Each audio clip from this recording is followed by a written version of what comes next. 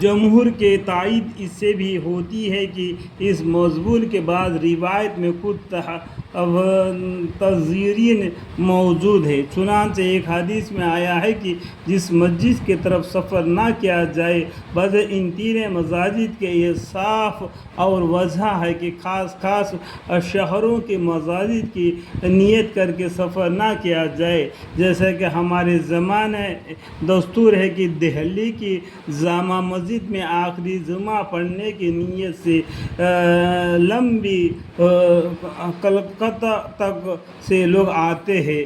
یہ محض فضل اور لغو ہے۔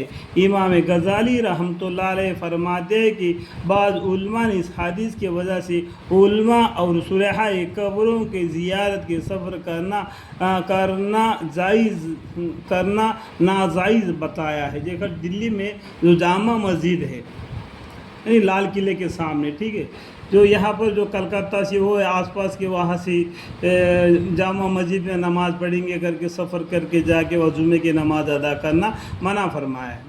ہم کو 3 مسجدوں کے بارے میں اجازت دیا گیا ہے، اور یہ کیا ہے، پہلے نہ سفر کیا جائے کہ مگر 3 مسجدوں کی طرف، ایک مسجد حرم، مسجد کعبہ شریف، اور مسجد بیت المقدس، اور تیسری یہ مسجد یہ مدینہ شریف کی مسجد۔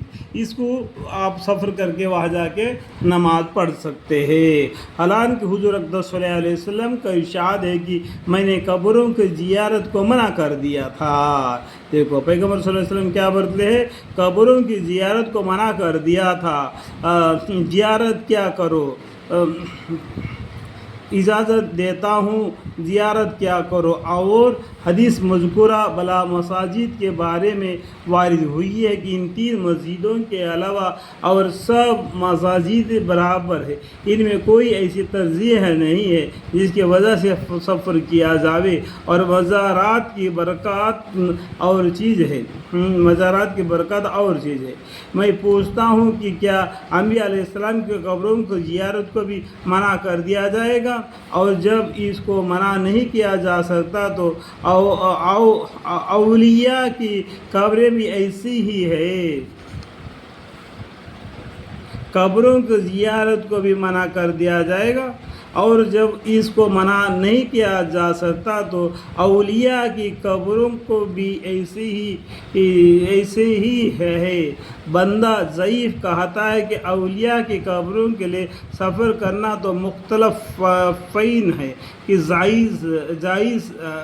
جائز یا نہیں، لیکن اس میں شک نہیں کہ ان مساجد کے علاوہ بہت سے سفر بلا اتفاق جائز، بلکہ بعض واجب میں، جیسا کہ حج کے نیت سے سفر، جہاد کے لیے سفر، طلب علم کے لیے سفر، ہجرت کا سفر، تجارت کے لیے سفر۔ اس لیے یہ تو بہرحال کہنا ہوگا کہ اس حدیث پاک سے مطلقاً سفر کی ان 3 مساجد کے علاوہ ممنوعات مقصود نہیں ہے۔